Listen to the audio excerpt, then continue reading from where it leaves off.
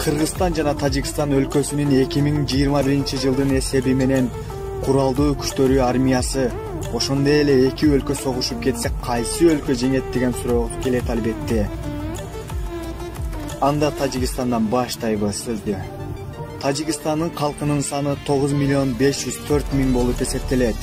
Тажикстан Кыргызстанга караганда өз солдаттарынын формасына жакшы өтө көңүл буруп келишет. Военный солдаттарын санына келе турган болсо, 2021-дин эсеби менен 9.000 түзөт. 151.000 армияга бара турган жаш өспүрүмдөр болуп эсептелет. Танкалардын эсеби 40 штук. БТР 51, вертолет 22,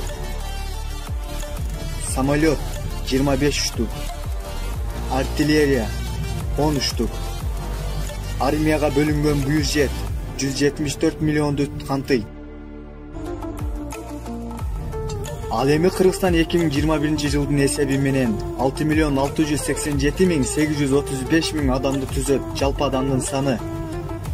Военный күчтөрдүн саны 6.800 түзөт. Танканын саны 160 штук. БТР 440 штук. Вертолет 10 штук. Самолет 6 штук. Артиллерия 188 штук. Армияга бөлүнгөн бюджеттин саны 240 миллионду түзөт. Бул жерде чындыгында салыштырмалуу Тажикстан караганда Кыргызстан оружие тараптан алдыда экендигин байкап билдиңиздер. Военный солдаттардын сырткары албетте. Ошондо сиз айтышыңыздар мүмкүн. Кыргызстанда Баткен облусунда Тажикстан бастырып киргенде эмне себептен ал жака атака жасай алган жок Кыргызстан деп айтышыңыздар мүмкүн. Анткени Тажикстан бир жума мурда даярдана баштагандыктан баары күтүүсүздөн болуп кетти дегенибиз келет. Албетте ушул тууралуу видеодон көрө аласыздар.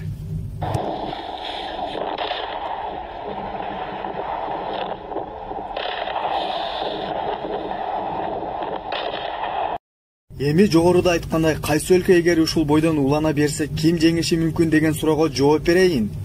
Албетте өзүмдүн өлкөмө тартпасам да факты айта турган болсок, Кыргызстан толугу менен жеңе алат.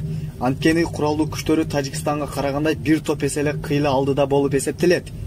Эгерде сизге ролигим канааттандыра алса, лайк басып, комментарий жазып калтырып кетиңиздер.